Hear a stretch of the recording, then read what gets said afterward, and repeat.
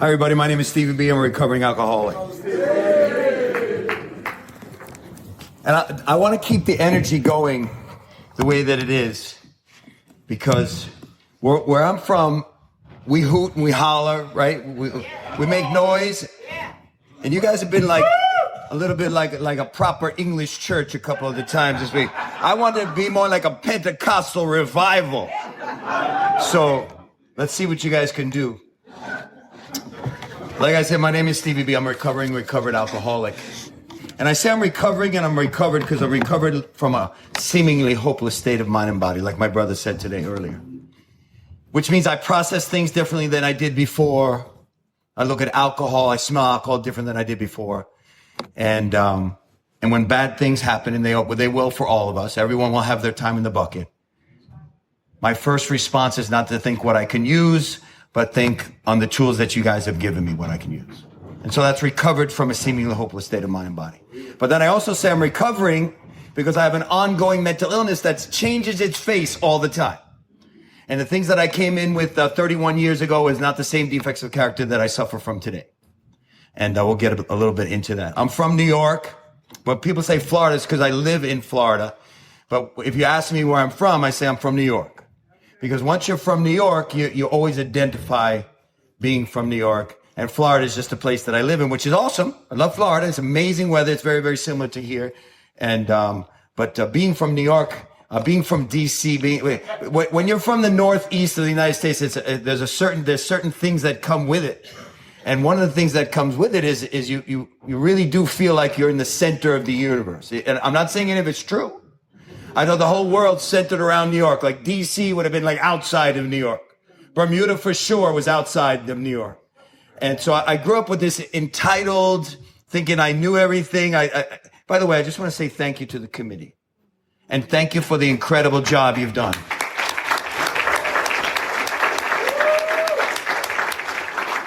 For what I understand, this is like an insane asylum, this room, right? It's and when you walk in here, it was like beautiful. And there's like medical tents in the back that they put like dresses on. I mean, it's pretty incredible. So thank you to the committee. Thank you for everything you've done. Thank you for all the hard work. Darren, I want to thank you, Darren, for continuing to write emails and do all this stuff. All the people that are here that did such hard work. And the love that has been shown to me and the other speakers and the rides and the caring and the amount of love that was poured out for all of us. I can only speak for myself, but it's overwhelming. The love of this, of your island is really overwhelming. The moment you step foot in here, we were welcomed by Auntie Barbara, who's now my new aunt. Rocky, they rushed me, and I didn't realize he was sober since Moses was in the book. I thought Rocky didn't understand the question when they said 50 years, and he stood up and said, no, Rocky, no, they asked how many is 50 years. That's amazing. Can we just give Bermuda Alcoholics Anonymous, Rocky, Auntie Bar, all the people here, can we just give this a round of applause, please?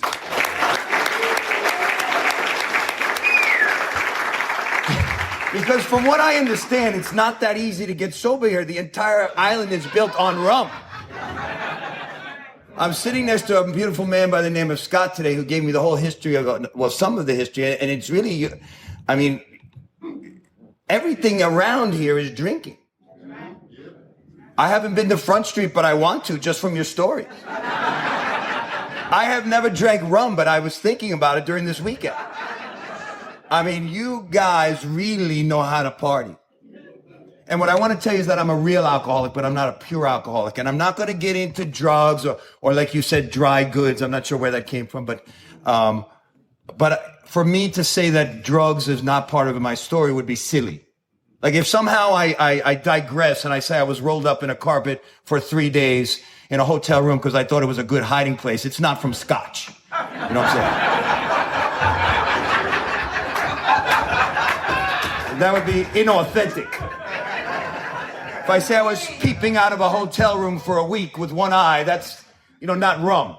I'm not saying I'm going to say any of that stuff, but if I did. So The reason, and people often say, well, are you sure you're in I'm in the right program. I'm telling you, I'm in the right program. Drugs brought me to Alcoholics Anonymous, but that's not my problem. Alcohol was not even my problem. That was my solution. I was born with a seemingly hopeless state of mind and body that had nothing to do with the substances that I imbibed that gave me the relief that I was looking for. Before I ever took a first drink, I was an alcoholic. And I did alcoholic things with many years of sobriety, in sobriety. And by the time I was 12, I was still sober and I was acting alcoholically. I lied when truth would have been just fine. I had low self-esteem when I shouldn't have. I heard some of your stories during the weekend, and you grow up in alcoholic homes and different things. And the Al-Anon speakers were so heart-wrenching but I didn't grow up in that. I grew up in a very well-adjusted, type A, successful. My mother was one of the first women chiropractors in the state of New York. She was holistic in our home. My dad was a businessman / gangster sort of type of person. And alcohol was always around. But it wasn't abused in my family. It was just used. There was a different type of situation. See, my dad, I'm half Jewish and half Catholic, which is bipolar disorder originally. It's very confusing. It's very confusing because on Friday nights you pass the matzah, but on Sundays you praise the Lord. So it's very confusing. And by the way, your first drink is Manischewitz Jewish table wine. That's what Concord Grace. That's a Jewish. You stole that from my people. Vernon and I had our first drink with the first type of alcohol. I thought that was amazing. Concord grape wine. It's called Manischewitz, by the way. The Jews invented it. You stole it. So alcohol was always around. My dad grew up very poor. My dad was a very poor Jewish man from Manhattan, and he did not have the ability to go to doctors. My mother, on the other side, is the Italian side, and it was a different type of thing. My dad, he ran the household in an amazing way. He was an amazing man. Told me he loved me my whole entire life, but a very serious disciplinarian. He fought in the Korean War on Pork Chop Hill. So he was a hero. His whole platoon got destroyed. He was one of 8 that came back. But my dad did not believe in doctors. My dad believed in home health care. And what it means is that if you had like a sore throat, that was peppermint schnapps. If you had stomach ache or loose stool, that was blackberry brandy. If you had a cold, that was another type of liquor. So what happened was I developed a lot of colds, stomach issues, and sleep issues. A big one for me was the sleep one because that was always a little bit stronger. And so I had a lot of ailments. Like the big book says in Dr. Alcoholic Addict, it says, I never took a drug that I didn't have symptoms for, but I developed a lot of symptoms. And so for me, the alcohol was never abused, like I said, but it was definitely used. And I remember in my home, that when my parents on Sundays, we would always have Italian dinner in my grandfather's home, and they would sit and they would talk. They would have parent talk around scotch. Parent talk around scotch. And then we would go down to the basement, my little sister and I, and we would have children TV, not supposed to be around alcohol, but we were in front of the bar. So we would have our own talk. My sister wasn't a drinker. My sister's straight-laced to this day, but I would try little things and I would become happy. And she loved when I was happy because I was always happy on Sundays. But I was temporarily happy because I have this inside God-sized hole that always is gnawing at me. It's like a rubber band that's around my chest that tells me something's wrong when nothing's wrong. And so I developed lying as my first alcoholic skill. Is there any amazing liars in the past? Well, you are an amazing, Abednego, come on, Abednego. Come on. Abednego's a liar now. I'm going to tell you right now. I was a liar when lying wasn't even in. I told stories. I think you said this too. I had a friend that was incredible in martial arts, and he went to China. No, not martial arts. I'm sorry. He went to soccer. True story. Went to soccer. My best friend. When he went to China, I made up a story that I went to Okinawa. Now we live in a small neighborhood. If the story was never gonna fly. People knew I didn't go to Okinawa, but it was during the time of Karate Kid. I bought the Nippon thing. I bought the outfit.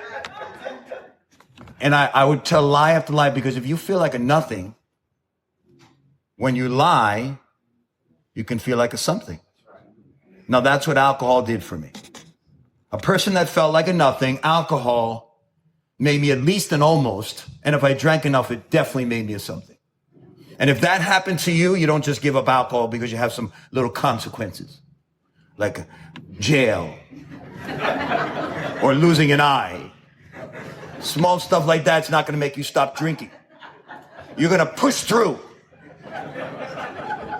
Because you know that alcohol is not the problem. Alcohol is the solution. So I'm 12 years. First of all, in my neighborhood in New York, everything is separated by blocks. I don't know if you have that here. I don't know if that's the way that the parishes are. But everything in the Northeast is blocks, right? We're in blocks. And your block is your hood. Your block is your people. And in my block, it turns out that everybody had big brothers. So there was the Wagamans, 3 brothers. The Cohens, 3 brothers. The Mundingers, 3 brothers. The Woolies, 3 brothers. And I had a little chubby sister.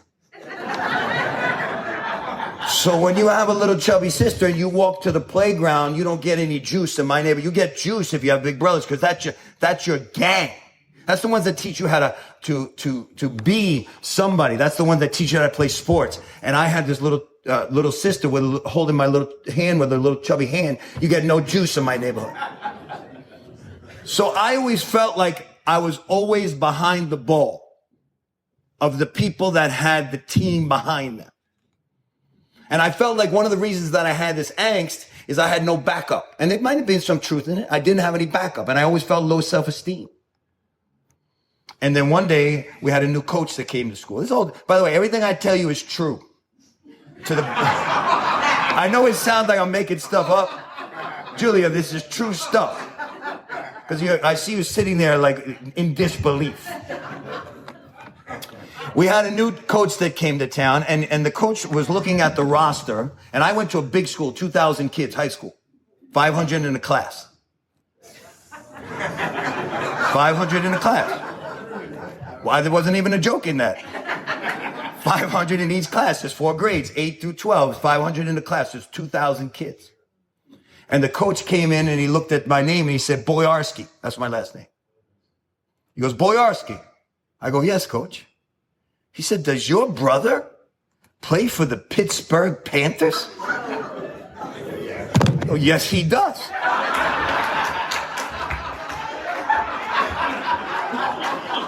I don't even know where that came from. I have a stepbrother who's a plumber from Massachusetts. But at that moment, my life changed for the better. All my friends looked over me like, what are you talking about? I'm like, that's my brother. Now, I don't know if this happens to you. I tell a story so long that I can't tell between the true and the false. And I got newspaper clippings, jerseys. When he was drafted into the NFL, I had a party in school. That is the story of my mental illness. And I had never had a drink. I had never had a drink. And I was a full-blown alcoholic. Just add alcohol to continue the story. The toughest kid in my neighborhood, his name is Kevin. He was Kevin. And I always wanted to be around. I love to gravitate towards the cooler, the tougher, and because I want to be with those guys. But I knew Kevin would not want to hang out with me. So the first time that my parents were ever out at the exact same time, my mother was in the hospital, and we had a funeral going on in the family, and my mother and my father both were not home. And I went to Kevin's house and I said, would you like to come hang out with me? We used to say, play with me, but you can't say that anymore, so I'm updating the story. Remember we used to say, would you like to play with me? But now you go to jail. There were simpler times, simpler days. So I'm going to update it. So I said, would you like to hang out with me? He said, why? And I said, because I have guns. Because my dad, may God rest his soul, like I told you, is a Korean War hero, and we had guns. And that was the one thing that nobody in my neighborhood had. They had strength, they had sports, but we had weapons. And I said, why don't you come over? We'll blow some stuff up. He came over, and we blew some stuff up. But then he went to leave. And when he went to leave, all the low self-esteem, all the don't leave, all the abandonment, that I didn't have any of these terms back then at 12, everything, I knew it would go back to school the next day that he came and left. And I said, don't leave. You could shoot at me. It came just out just like that, just like when I said I had a brother. You see, my entire life, I've done things in the moment to forego the consequences that are on their way, to experience whatever the pleasure is in that second without thinking it through. And if I'm not careful in sobriety, I could do the same thing. This one day at a time principle for me sometimes is a 1 hour at a time principle. I cannot take for granted anything I have. I've not arrived. And when I said shoot at me and I thought I could move fast, I lost. And I lost my right eye, which is another thing we have in common, which is so cool. And that changed everything for me. I couldn't get into the military, which I thought I wanted to do. I'm not sure if that was I'm not saying that was my calling or my thing. I probably was going to join for the wrong reasons. But everything changed on that day. That day that I got shot in the eye was the day that my path took a different turn. Now, God still worked it out, got me to AA. I finally arrived.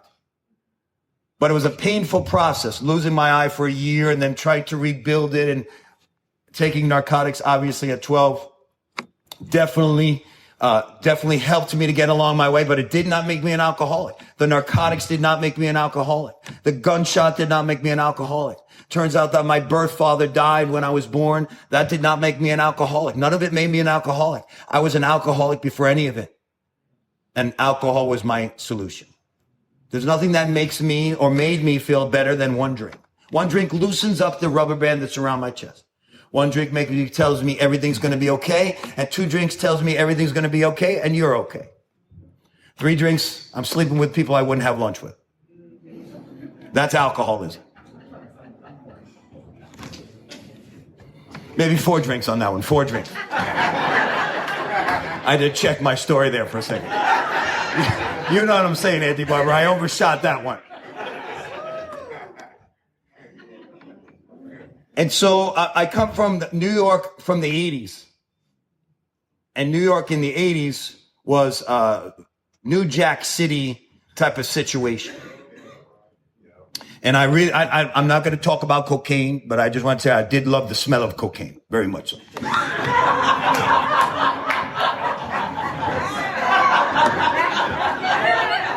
Tell Auntie Barbara what that means right there.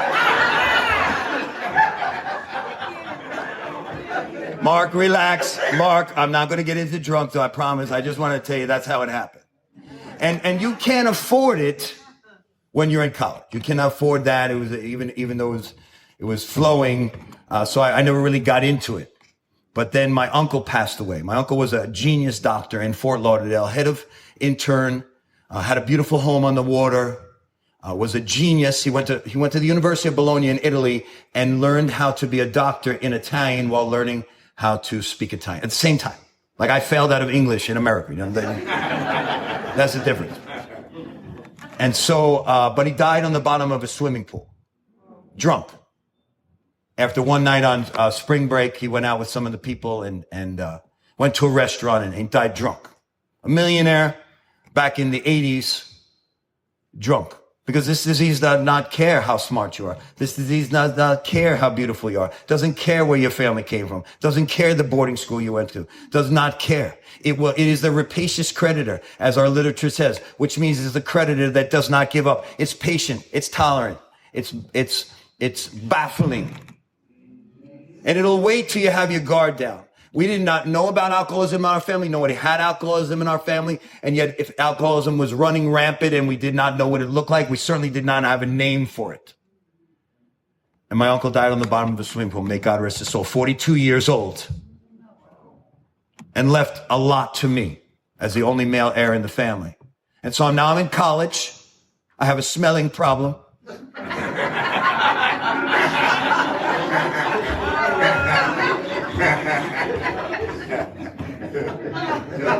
And I have money. You put the two together, bam. I'm Mr. Generous. My stuff is your stuff. We all party together. President of the fraternity. Now, I do want to say, different than a lot of the people that spoke this weekend, yourself, Auntie Barbara, you guys had fun. You said you had fun out there. You had fun out there. I don't remember fun lasting long for me. My fun was very fast. I think the difference between pure alcoholic and real alcoholic that did drugs is that we come in faster because it hits our bottom. Like I wasn't a social crack user. You know what I'm saying? I didn't go to the bank after using. I didn't go to work. I didn't put on pants. None of that stuff. So when you're not showering, you have to come into the program much faster. And so I had a lot of money, and then all of a sudden it would poof, it was gone. And then the party was gone. And then I wasn't the president of the fraternity anymore.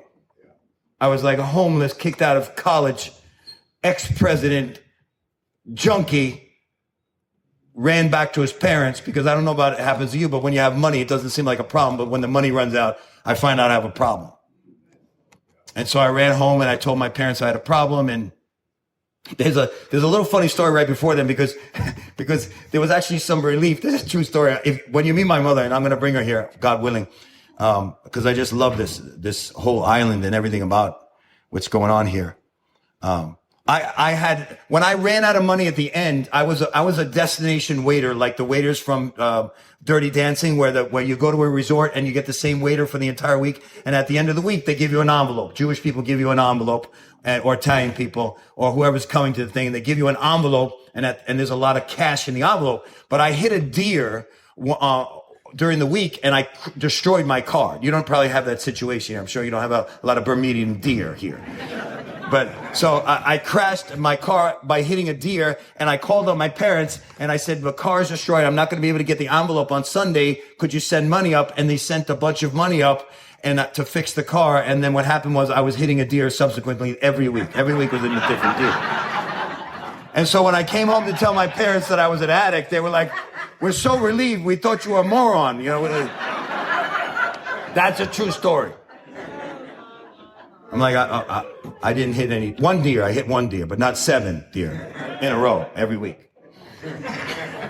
And they sent me to, some of you guys, we went to the same treatment centers. A lot of people here that talked about Hazelden this weekend. Hazelden. I went to a place called Hazelden for kids. I just turned 21. And I was there specifically for one reason. I hadn't even started drinking yet. I mean, I drank, of course I drank, but it wasn't really I didn't go to Hazelden because I drank. I went to Hazelden because of the other substance, dry goods. A lot of them, like Costco. And when I got there to the treatment center, before that, my mother made me watch a video called 28 Days. Oh, no. Clean and Sober with Michael Keaton. I don't know if anybody's ever seen that. It's VHS. And that's a tape for you young people. Stick it in the Girl in the Black. There was a thing, it was a tape. You stick it in the machine, you rewound it, fast forwarded it. Ask the guy next to you. And she made me watch this 28 Days with Sandra Bullock. And she said, this is where this is what it's come down to. But the movie, no. Michael Keaton. I'm sorry, Michael Keaton. I got 2 different eras. Clean and Sober with Michael Keaton. And it's dramatic. But the movie also shows like a good time in treatment. And like a lake, and there's a boat and milkshakes and different things like that. And my mother's like, pack, you're going to treatment. Now, we had never met anyone that went to treatment. This is the 1990 in my neighborhood. Nobody went. Not one person I had ever met had ever been to treatment. And they sent me off to treatment, but I packed my own bags. And back then I was into bodybuilding and muscle pants, right? You remember the muscle pants? They're like almost like pajamas for adults, very thin. And I would wear these white T-shirts. I don't know what you call them here. White T-shirts. We call them wife beaters or something like that. What a terrible name. I think they should rename it, but that's what I wore. And I had 5 gold chains, and I had amazing hair, and I traveled with 6 or 7 bottles of hair gel at all times. And so my mother's like, watch the movie and go pack. And so I packed the way I always did, muscle tees, muscle pants, which are basically pajamas, everything I would pack for spring break in Florida, but then they send me to Minnesota in the winter. And when I get to Minnesota, it's 40 degrees, 40 Fahrenheit. And I never experienced, not 40 degrees, 40 degrees below zero. Like mind-blowing cold, like Fargo cold. And I'm like in a T-shirt, I'm like, yo, the kid is here. I think I'm going to like the movies. And so they whisked me off to the treatment center, Hazelden for Kids. And then I see the steps for the first time. And I see the word alcohol. And I call the concierge over because I was like that kind of a guy. I'm like, excuse me, I'm not here for, I put down my 3-piece matching Gucci luggage. I'm like, excuse me, concierge, which was like a BHT tech in a treatment center. I'm like, I'm not here for alcohol. I'm here for the dry goods program. And he said, well, we do the 12 steps of Alcoholics Anonymous here. We don't drink. I said, I know we're not going to drink here. I saw the movie. I know you don't drink here. But I'm not here to get off drinking. I just turned 21. When I go back to college, I'm not going to do the dry goods, but I'm going to do the other stuff because I'm a normal person. And I hope, and I have a $25,000 check in here from Stan Boyarsky, which is my dad. And that was like big money. And I'm like, I'm not here for no alcohol. And the guy goes, well, you could leave. I go, well, I'm going to leave. And he goes, yeah, you can leave. I go, no. Maybe I'm going to leave. He goes, well, then leave. I go, I'm going to leave. Like I was insisting on my bad plan, and I was hoping at any time they would change the rules for this New York Jewish Italian kid that was coming in a T-shirt.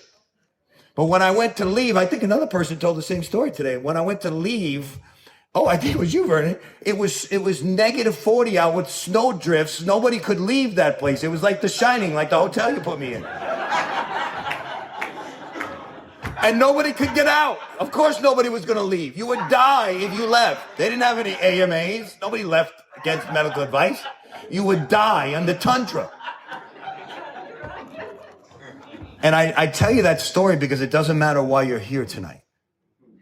It doesn't. I stayed because it was cold. So Stephen, my good-looking, beautiful dressed brother in the pink shirt, it doesn't matter why you're here.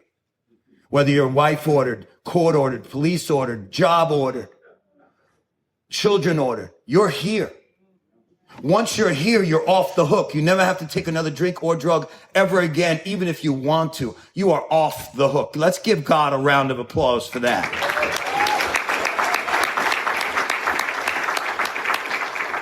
Did I know I was off the hook? No. Did I want to be off the hook? No. I came for one substance and one substance only. I wanted you to fix me up, 28-day spin drive me, send me off with a relationship like the movie, and get me back to college.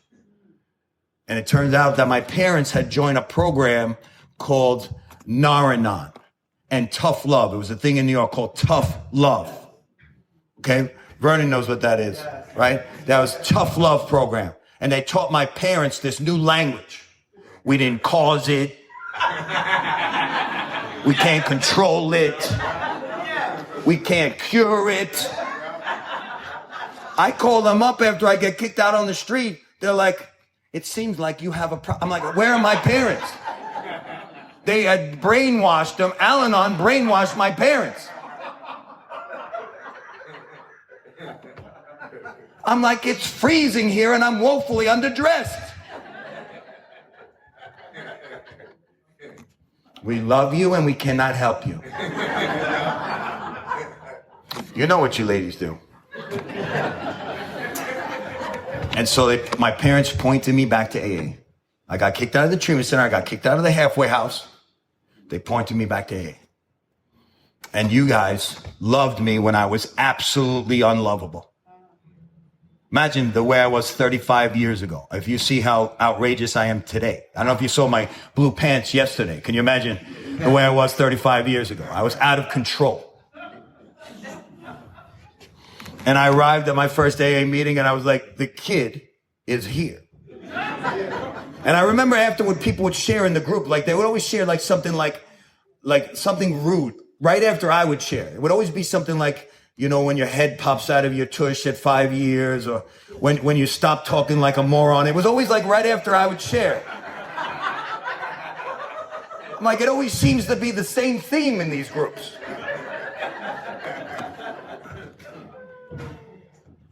And you guys loved me when I was absolutely unlovable.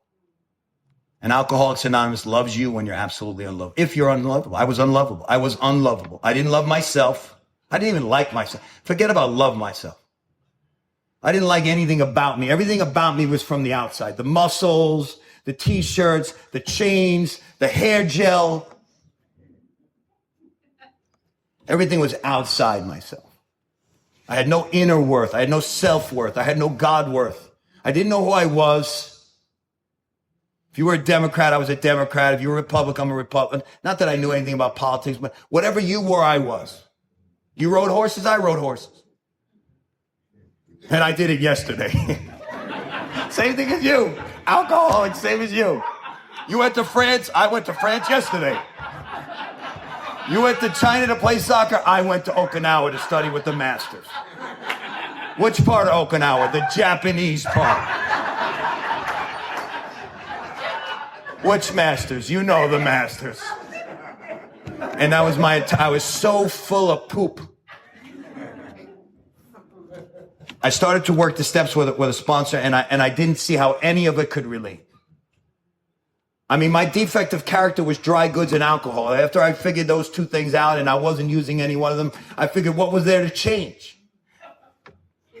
I mean, look at me. It's close to perfection. And the truth is, I was a defect that had really no character. But I was certainly a character. And I got like 9 months of sobriety in Minneapolis. Minneapolis AA is phenomenal. And I got this tough sponsor by the name of Jerry Bear. And he started to give me some direction. If you're here, guys, if you're here and you don't have a sponsor, get a sponsor. You don't do this. Matter of fact, you don't have to do this alone. There's nothing that you have to do in AA alone. There's people that are, I mean, if I was here between Auntie Barbie and Rob, I mean, you guys, I would be so connected like within a week. There's so much weight and depth of what you have here. And there's only 250 alcoholics on the island that are in AA. And like 10,000 that need to be here. And millions of gallons that are going around. What you have here is precious. We have 250 person meetings. Yes. What you have here is precious. Did I know that? No. I thought it was a bunch of dull people. No, my first 5 years, I thought it was amazing. You're taking me around to meetings. I'm meeting girls. I'm going to different bing, bing, dances. You know, dances. You can do the fellowship for a long time until you can't. And I got to step 6 and 7, right? I got to step 6 and 7, and I'm a smart guy, college, almost graduate. I mean, I'm this close to graduating. I can see anything that has one paragraph is not that important. When you get to the big book in step 6 and 7, and just like one minute you were like taking 6 months for the 5th step, and the next minute you're on step 8, I realized this doesn't mean defects of character. This whole thing is a bunch of nonsense. And it turns out that the defects of character in my life killed me in sobriety. Because if I put a broken car into a garage for 5 years and I don't work on that garage, I don't work on the car, and I go back after 5 years to that broken car that's been in the garage and it hasn't done work on itself or hasn't had work done, that car is not only broken, but it's 5 years older broken. So I'm 5 years in AA and I'm still working on the outside, building up this temple of the gods. Now I'm taking steroids. I got extra hair gel all in the front. I bought myself a triple black Mustang Cobra that I park in the handicap spot right outside the Alano Club. Top down. I take sponsees in there 5 at a time so you guys can see me. I come in 3 or 4 minutes late to every meeting with my t-shirt so you can see how big my muscles are.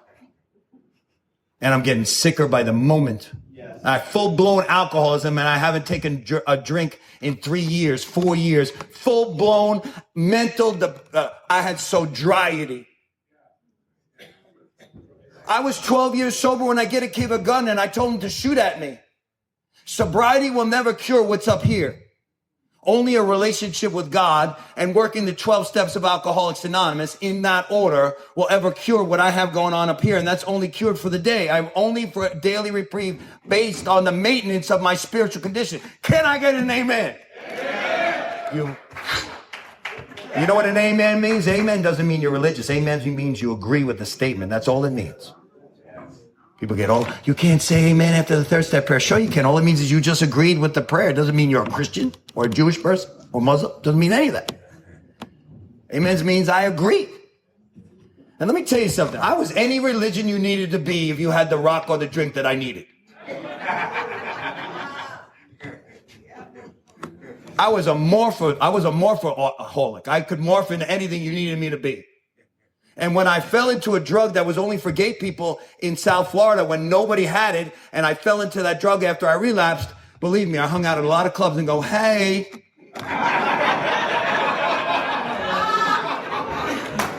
I had no shame in my game. But that's too far into the story. I want to back up a little bit. I have this gaping God-sized hole inside me. And I'm giving God 20 seconds in the morning, and I'm giving him 20 seconds at night. I'm praying on my knees in the morning for God to keep me clean and sober, and I'm praying on my knees at night and saying thank you to him because my sponsor told me to. I had no relationship. I figured being half Jewish and half Catholic, I had it all covered. I had nothing covered. I knew about God like I knew about Christopher Columbus. He was once around. People tell me I'm not religious. Don't be religious, but have a relationship. Don't cast out your pearls because you had bad experience in religion. God didn't create religion. Man created religion to get to God. Don't be upset. It's like someone goes to a bad AA meeting and goes, it didn't work. Go to another meeting. Change your home group. Go to a place that fits you. Go to the lunch bunch with Auntie Barbara on Mondays. You have no excuse not to fall in love with alcohol. If you're bored in AA, go start your own meeting. I did that at 2 years sober because I didn't like the way men spoke about women in the men's group I was going. And I said, this is not the way we speak about women. This is not the way we speak about our wives. And they told me to go F myself. And I picked up a pot of coffee. I went to the front of the Alano Club. I got a big book and I started a meeting, a 2 years sober called the Big Book, Higher Powered Big Book Study. And they said, you can't start a meeting when you have the biggest meeting in Fort Lauderdale. I go, well, I am. And I did. And if I go to meetings that are boring or that don't talk about God or talk about only the problem and not the solution, that's not AA, that's BB. People say, how do you find all these God meetings? Because when I get there, that's where the God meeting is. We have found a solution to a power from lack of power, which is the problem, and we found a solution that points us to the power. I heard a lot of people talking about higher power in here this weekend, and I think that's wonderful that you're so respectful for the program, but I didn't find a higher power in this program. My wife is my higher power. She tells me what to do, and I do it. I found the highest power in this program, and that's God. And I don't choose to give him a name. He already had a name. I don't have to do anything. Made a decision to turn my will and my life over to the care of God. Did I know that? No. And when I saw my wife-to-be riding on an elephant in the circus, I said, that is going to fix this hole that I have in my soul. She's a beautiful Colombian girl from the country of Colombia with a beautiful headdress from Las Vegas. And she was riding an elephant. And she was in the circus that was visiting my work. And I said, Mamacita.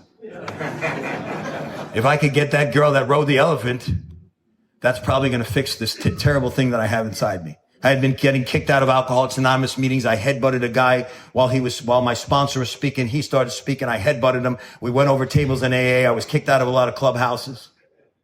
I was arrested 2 times in AA. Sober. I was defect, running around trying to have character. And I was a character. And I said that before. And so by the time I met my current wife, who was in the beginning was an accomplice, I pursued her because the stalking laws were different back then. But she finally just gave in. She married me out of exhaustion. She figured I wasn't going to give up. Might as well marry him. I was 5 years stark raving sober, and we went to New Orleans for our anniversary because she doesn't know the country. She doesn't know the United States. And I told her New Orleans was jazz. But it turns out New Orleans is Front Street, Bourbon Street, boobies and booze, which is what I like. And I was 5 years sober, and I was sicker than I ever was when I was drinking. And I brought my beautiful, new, innocent, pure wife that only had one drink, just like the Al-Anon lady, one drink. She's not here tonight, but she was amazing this morning. She had one drink in her whole life, and she realized that alcohol wasn't for her, and she did not want to come to the country of the United States to marry a person that was getting dry goods from her country, but that's how it worked out. And we're on a honeymoon in Emeril Lagasse's new restaurant, and it's a fancy restaurant, and the tables are right next to each other, and on the table next to us, there's people, and they're doing a fine wine presentation. And I had never seen a fine wine presentation. What a fine wine presentation consists of is they were pouring wine into glasses, and then they pour it in the middle of the table. It's like a bong, and then nobody drinks it. And I had never seen that. So I said to the food server on our honeymoon, I said, what is going on over here? He said that they're drinking fine wine that needs to breathe first. I said, excuse me? That wine is so fine, it needs to breathe first. And at that moment, I became not powerless over alcohol anymore. I said, that's the problem. I went right from Thunderbird, Mad Dog 2020 to dry goods, and I missed fine wine that needed to breathe first. If I would just stop there, I could drink like a gentleman. Because obviously, you don't even drink it. You just talk about it and you smell it. And then you sip it. And I had never sipped anything in my life. And so at that moment, I believed I was not powerless over certain types of alcohol. And the moment that happens is the beginning of the end. The moment you cannot admit to your innermost self that you're an alcoholic, or at least that you're powerless over alcohol, that alcohol does not become, you become powerful over alcohol, you've lost the battle. And if you stay in that condition for any length of time, and you believe that you're not powerless of anything, then eventually you'll pick that up when you're in a weak moment. And I came back to AA for 2 years. I was in AA, and I thought I'm just waiting for the time to get a fine wine drink. Because I'm not really an alcoholic. I'm a drug addict that likes AA. That was my whole thing in my mind. And so I went out to try to find fine wine after I picked up my 7-year medallion. But you really need to know what you're doing with that. It's not like you can just go to the Japanese restaurant on Federal Highway like I did and ask for fine wine. It turns out it's Japanese rice wine in a box. And I never made it to fine wine. Or rum, which sounds very fun. And so here I am, 7 years in the program. Everyone in AA is in the program that I know. Every friend that I have is in there. My wife is, everything I have is centered around sobriety, and now I'm out. And now I'm going to AA meetings drinking, which is definitely not fun. And I'm telling people that I'm not sober, but I'm not in the problems. And then I stopped drinking out of respect for Alcoholics Anonymous, and I took up dry goods that come in a pill bottle. And I started taking pills. I don't know how you do that with the dry goods. I'm going to say pills. It's in the big book. And I start going to Alcoholics Anonymous on pills and being chatty. It'll be my chance to share. I was very chatty. If you've ever been around people on pills, they're very chatty. They have a lot of ideas. And so eventually I went back to my drug of choice. And guess what? I became an alcoholic, a real alcoholic. Because after not having alcohol in my system for 7 years, I got thirsty. And all the places that were in my neighborhood that I didn't even know served alcohol because I was never drinking. And now I knew that they served alcohol. Like I don't know if you have Walgreens, which is like the drugstore, and the other side of Walgreens is a liquor store. And I never even knew that. I never saw it. But then as soon as I started drinking, I saw it. And my beautiful new wife, she was devastated. I had sold her on the dream of sober Steve. I sold her on the dream that we'd go to church, that we'd go to the gym together, that we'd have a life of Alcoholics Anonymous together. And I sold that dream for the idea that I should be able to drink like a gentleman after having 7 years because I only had a drug problem. And I would probably be able to have a glass of wine once in a while at dinner as long as it was something that was expensive.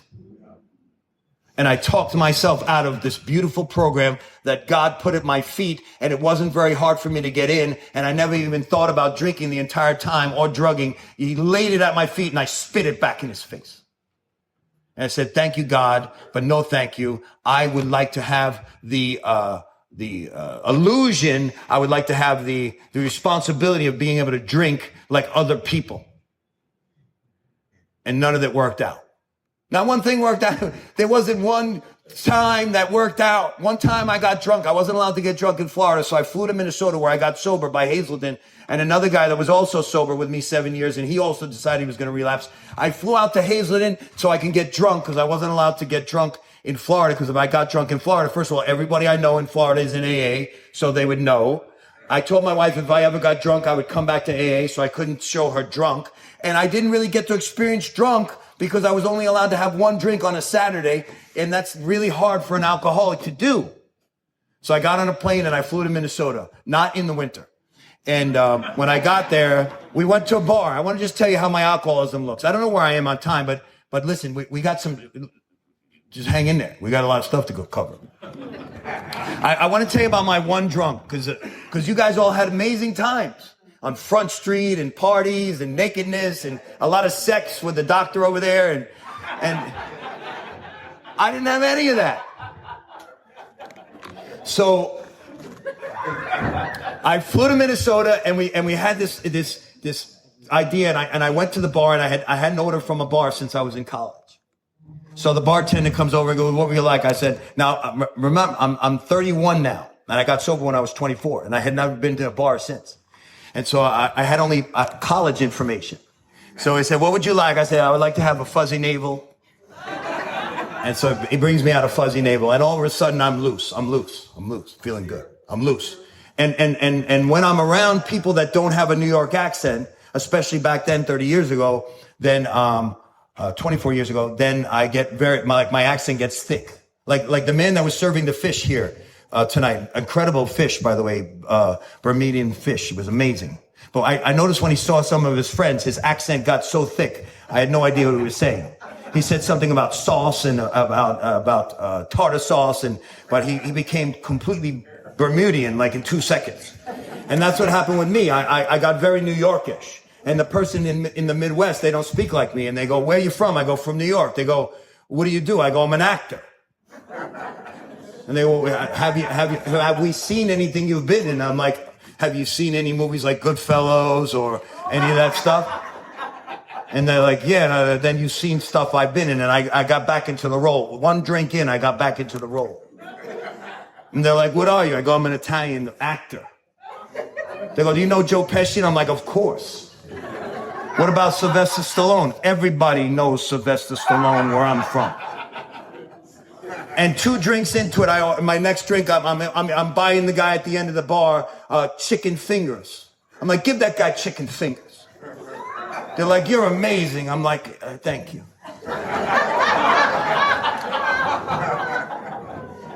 But this is what happened. Drink 3 came. And I remember we used to get pictures of kamikazes. I don't know if they have that here. That's a college drink that has something to do with vodka and other things. And I had a 3rd drink. And when the 3rd drink came into me, the guy that I was having a great time with, somehow I thought I was in a Robert De Niro movie. And I said, "What are you looking at?" And the guy said, "Well, you just bought me chicken fingers. We were just having a talk about the movies you were in." And I go, "You got a problem with me?" The other guy that I had forgot was in there, he came out. You see, I don't have the luxury of having a good time because I don't know who's coming out. I don't know if I'm going to wind up in Orlando. One time I got one drink in me and someone said they had good stuff in Orlando. I live 4 hours from Orlando. I was supposed to be at the supermarket getting olive oil for the salad for dinner. I saw a guy in the supermarket. He said, they got good stuff in Orlando.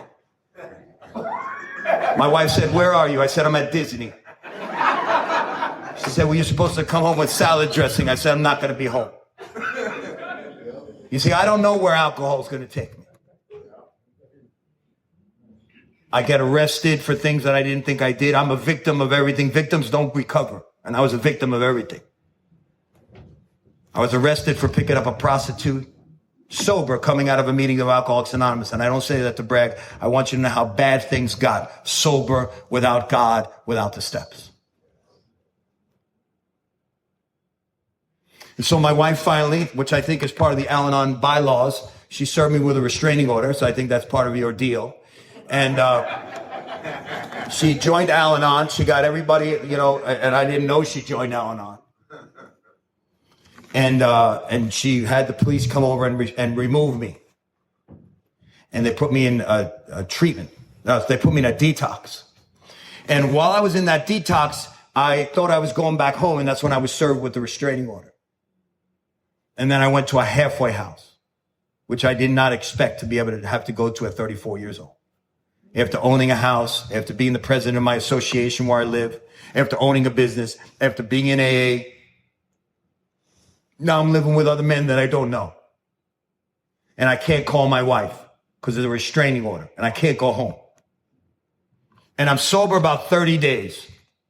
And now I'm doing stuff that I hadn't done for like the last 6 months, which is like shower and shave and eat. Because I did other stuff out there that I'm not going to tell you, but if you could just use your imagination, I was doing club drugs. When you're not really supposed to do club drugs when you're 34. It's really designed for like a younger generation. And I still have a lot of calf problems to this day because for 3 days I was like this.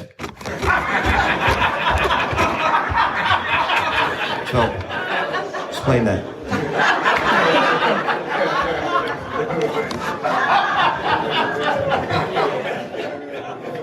So, I was shot out. And what happened was my wife joined this amazing program that put our marriage back together, which is Al-Anon, which I totally resented because they were giving her fuel to handle me. And I call on my wife and I go, sweetheart, because I came up with this amazing plan. I'd gotten on my knees in the halfway house and I asked God to keep me clean and sober. But as my knees came up to a 45-degree angle, I came up with this plan where I was going to get high one more time just for a couple hours. I was going to have a drink. I was going to brush my teeth. I was going to put my head on the pillow. And by the time the other people came back from the halfway house, I was going to act like, hey, how was your day? Mine went, everything good? Like I had developed some type of junkie superpower in the 30 days. Like I had ever take one drink or one drug in my entire life without causing chaos and winding up in a different state. So it doesn't matter that I get on my knees and I ask God to keep me clean and sober. It's what I do with it, whether I feed bad Steve or I feed good Steve. If I feed good Steve, if Vernon feeds good Vernon, then good Steve and good Vernon win. If I feed bad Steve wins. That doesn't go away with 50 years or 24 years. The people that we were are still in there waiting for us to take our foot off the gas. Why is there only one person in here with 50 years? Because a lot of people take their foot off the gas. They think they're recovered from a seemingly hopeless state of mind and body, but they realize that that's something that you have to renew daily with maintenance of spiritual condition. That's why he's recovered. That's why he's here at this convention. Because we don't arrive until the Lord takes us home. And then you're lucky if you hear good and faithful servant, but not everybody's going to. You don't get to go to heaven because you're a good person. It takes more than that. It takes daily work and a daily reprieve. And I come up with this amazing plan, but I don't have any money. And I applaud you guys that go out on runs with no money. I don't know. It's very ingenuitive of you, but I need to have some money when I go. You guys just go on runs and like figure it out. Dave figures it out as he goes. By the way, did you hear Dave's story today? I came to Bermuda to hear the speakers that came before me. Every one of them, Lydia. Dave's story is going back with me. This is not a joke. David's story is going back with me. Homeless and starving, and he went to get free food and stayed for the AA meeting. And a guy named Mike, right there, said, come on in, we've been waiting for you. That's the hand of alcohol. That's the magical program in. That's the supernatural status that we have. Now you can tap into the hanging in there. You can tap into just staying sober, or you can tap into what these people have. Life beyond their wildest dreams. Not because they have money. Some of the people are going to get what Dusty has and you travel around the world and go to Zimbabwe and Ugadushi and all that kind of stuff. But that's not everybody. Moshe Shushu and all that. But God will give you a life beyond your wildest dream. It doesn't have to look like Dusty's life. You can clap for that. It can look like 22 years of an unbelievable happy marriage after he drinks right in the beginning and she's ready to walk out and now has this incredible life. Everybody has their own journey. And one of the big problems in the world is comparing your outside with somebody else's inside. My journey is not Auntie Barbara's. My journey is not any of yours. My journey is my journey. My father took me into Manhattan when I was 12 years old and he put me on a stoop and we looked inside a peep show when I was 12 and he said, this is what guys do. And since I was 12 years old, I've had a different image for women and I was a peeping Tom when I was 16. And that's tough when you have one eye. That's a very tough profession.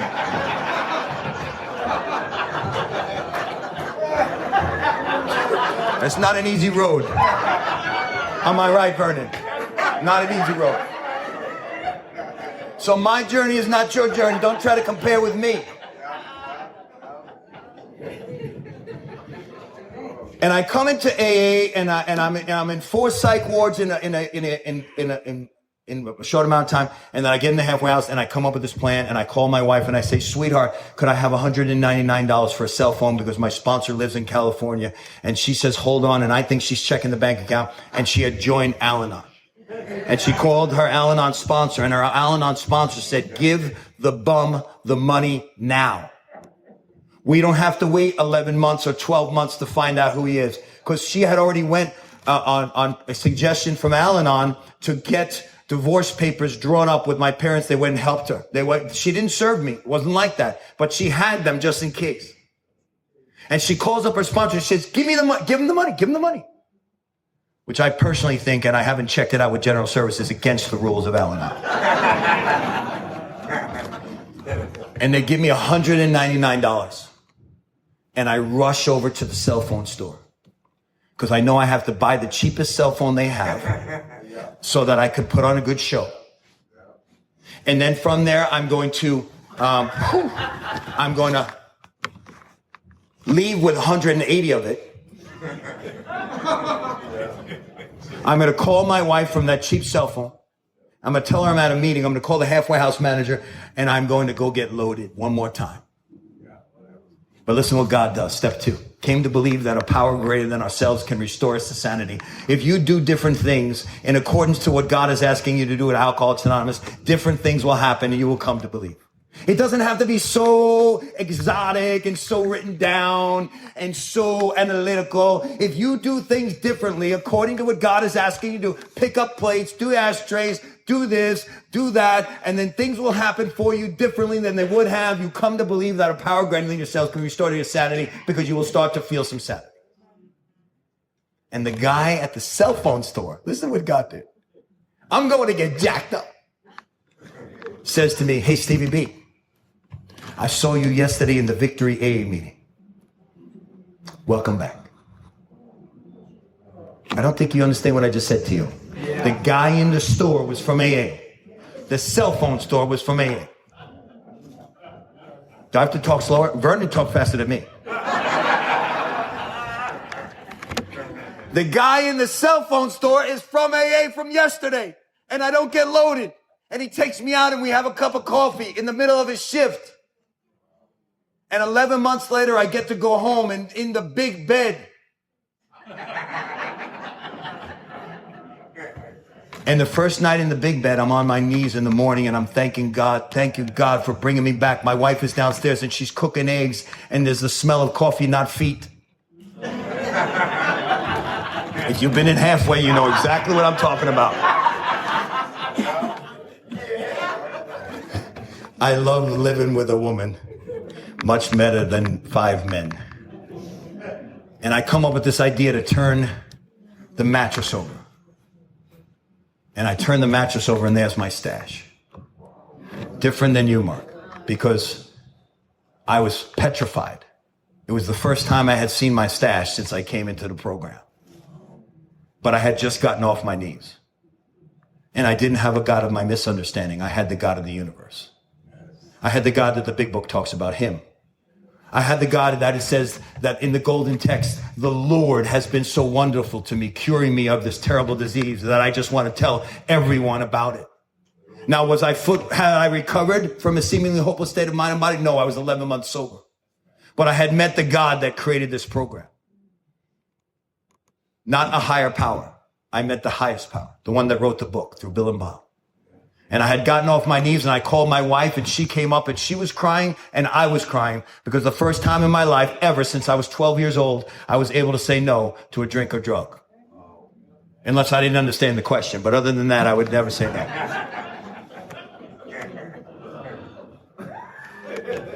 And then in my second year, I started the Higher Power Big Book study. And everyone said, you can't start. You only got 2 years.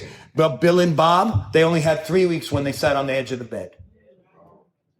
If you're new in here, get to work. Don't wait for the old. Rocky can't do it all. You have 2 days. You have more than the guy that can. If you have 19 days, you have more than that beautiful man that has 18 days. Open the door. Pick up trash. Put a smile on your face. You're not dead and you're not incarcerated and you have 2 legs, most of you. And most of you have 2 eyes other than being Vernon.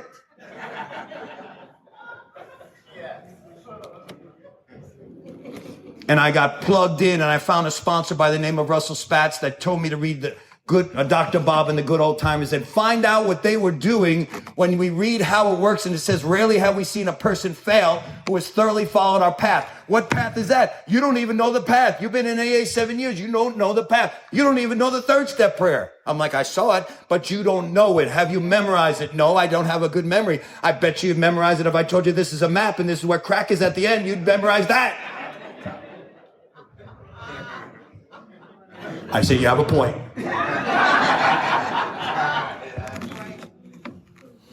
And I found out who the God of the alcoholics, that they were reading the books, and I started to read the books that they were reading while they were writing the big book of Alcoholics Anonymous. And I started to do some research. I don't have to be afraid of research. It's in Dr. Bob and the Good Old Timers. This is the books that we read. This is what we were doing. If you wanted to see why we said, rarely have we seen a person fail who has thoroughly followed our path, find out the path. The speakers all told you the path this weekend. He pointed it out this weekend. Every speaker spoke about the path. That's the path of God. Get out of your own way. Less of you, more of him. I started following men like Russell and all these other people around. Cindy from New Jersey. Started following these people around, realizing that you knew more than I was ever going to know unless I did some of the things that you did, and I needed to put the cotton in my mouth. Oh, by the way, in my TC, I had to go around with a sign that said, I am not the counselor, and I'm on feedback restriction.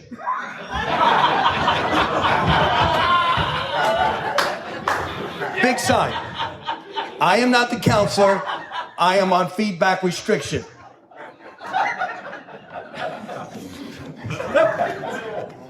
Because I thought everybody had what I wanted, and they were willing to go to any length to get it. And all it was sickness. Now, I want you to know something, and I don't want to offend anybody. I love Alcoholics Anonymous, and I love the big book of Alcoholics Anonymous. But I am not what you would call a person that is in love with everything that we're doing here if it wasn't for the one that orchestrated. Yeah. My love is for the creator of this program. And I use the vehicle of Alcoholics Anonymous and use the vehicle of the big book to get there. But some days I'm the worst testimony of the big book of Alcoholics Anonymous. Some days I get some days when everything is going amazing. There's a black cloud that comes over me, never for a full day, never a full day in my entire sobriety. There's a black cloud that comes over me, the same black cloud that used to come over me when I was restless, irritable, and discontented. Unless I at once get into work with another alcoholic, or at once go to helping someone, at once do something to get out of it. If I move a muscle, I change a thought. If I just try to think my way into right action, it's not going to happen. And I want to share that with you in 3 weeks from now or 4 weeks from now when I have 23 years and my dear friend has 5 years in 4 weeks from now. I want to share with you that some moments in my life are not perfect because I still have alcoholism, not wasm. And it's not always perfect. I didn't drink because I was well adjusted. Obviously. And so our marriage is put back together and we're in marriage counseling and Al-Anon saved our marriage. Thank you, Al-Anon. And I appreciate it. Give Al-Anon a round of applause. My wife and I go around to different conferences now. She's the Al-Anon speaker. I'm the AA speaker. It's just amazing. Al-Anon's so incredible. And the Al-Anon 10th step is whenever I do something wrong, she lets me know about it. It was a little joke just to see if I get a smile out of the Al-Anon, but they know they can't do that. It's not in the bylaws. And when I go through those dark clouds like I did on Thanksgiving when I had everything to be grateful for, my wife uses the tools of Al-Anon, and she really does use the tools. She said, honey, I didn't cause that. And I can't control it, and I didn't cure it. And I knew if we gave you 30 minutes, you'd come out of it because you have a God of your understanding. And everything's going to be okay. And I didn't need to go rescue you, even though everybody at the party wanted to know where I was. And it was being recorded. And everyone said, what happened to Stevie B? My wife knew that everything was going to be fine within 30 minutes, and it was. But I want to tell you, and Auntie Barbara told us this, and many of the speakers told us this. Alcoholics Anonymous is not going to promise you an easy life. There's going to be things that are going to happen to you. And some of you, it's going to be catastrophic.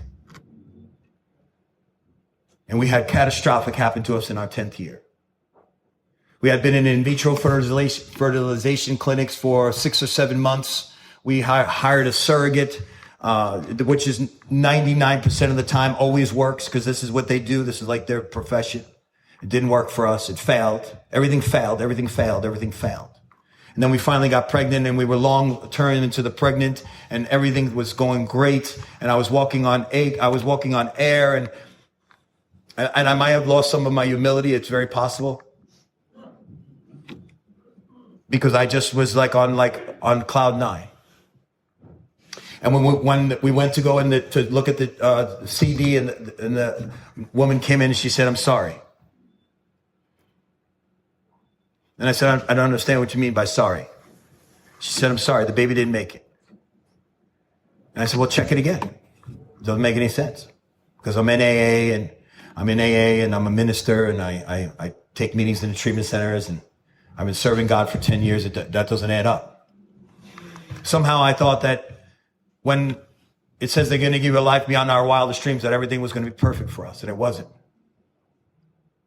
And we already had the baby room built. But you told me everything was going to be okay, and it was. And some well-meaning people in Alcoholics Anonymous said to me that God only gives you what you can handle, but we know that that's not true. That's not the truth. That's not the truth. That's not the truth. The truth is that God gives you the strength to get through things that no one can handle. It's not that God gives people, one person's husband's dying, another child's dying, and then another person just loses a nail. No, that's not how it works. It's bad things happen to good people, and God gives you the strength to get through it. But because I had picked up a prostitute coming out of a meeting of Alcoholics Anonymous, I'm not allowed to adopt in the state of Florida. And my wife found that out. The entire story that I just said in a nutshell, she found that out when we were kicked out of the adoption agency during that time. Because it happened before we were married. And she didn't know about it. And the adoption agency called the house and said, a man like your husband can never adopt in the state of Florida. And they told her my record. And now we can't have a baby. We have the baby room built, and now we got kicked out of an adoption agency. And I'm not allowed to adopt in the state of Florida, but God does not care what the state of Florida says. God does not care that the police or the judges say you're not going to drive again. God does not care when they pull your license as being a nurse because you took one for you and you gave one to the patient. Because if you continue to serve God and stay close to him, all sorts of remarkable things will follow. And every speaker that came up here this weekend talked about those remarkable things, even in the darkest times. Romans 8:28 says, all things work together for those that love God and are called according to his good purpose. And all of us in here are called according to God's good purpose. We have a mission.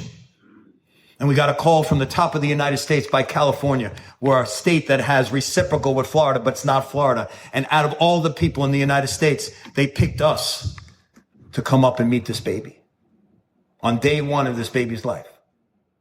In a state that we had never been to, with a record, we showed up at the hospital, and there was this most beautiful little white baby. And I tell you white baby because my wife is non-white and I'm like half white, but this baby was super white. We was a part of the country where they make the whitest type of babies. And she held up her son and she said, what would you like to name your son? And we said, Joshua. And she said, why Joshua? We said, because in the Bible, Joshua 24:15 says, as for me and my house, we choose to serve the Lord. And she said, well, I'm not religious. And we said, all that means is that your son, our son, is going to grow up in a godly home. And there will be no drinking. And hopefully there'll be nothing that we would ever stand in the way of you being proud of the person that you gave your son to. And 2 weeks later, we came home with Joshua. And there was members of Alcoholics Anonymous that were standing on our lawn with signs. And Joshua went to meetings with me and retreats with me and marches with me. He grew up in Alcoholics Anonymous. You people at 46 years old taught me how to be a dad because I had no training. And Alcoholics Anonymous taught me things that I can never repay. My son's now 13. He's a beautiful redhead. And the reason I share that with you, and I showed some pictures, and Barbara, now you understand why when you were asking me why he had red hair. I want you to show you how God shows off. My son, who was the whitest white you've ever seen, had no hair. And then one day we came home and he had an entire red hair. The whole head was red. And my son looks exactly like my mom. I showed our table the pictures. Usually if I'm at a church conference, this is when they put up the screen on and see my mom with the big red head and my son with the big red head, with the same nose, with the same eyes, with the same freckles, with the same everything. See, that was God's way of saying, I was in everything, Steve. I've been there the entire time.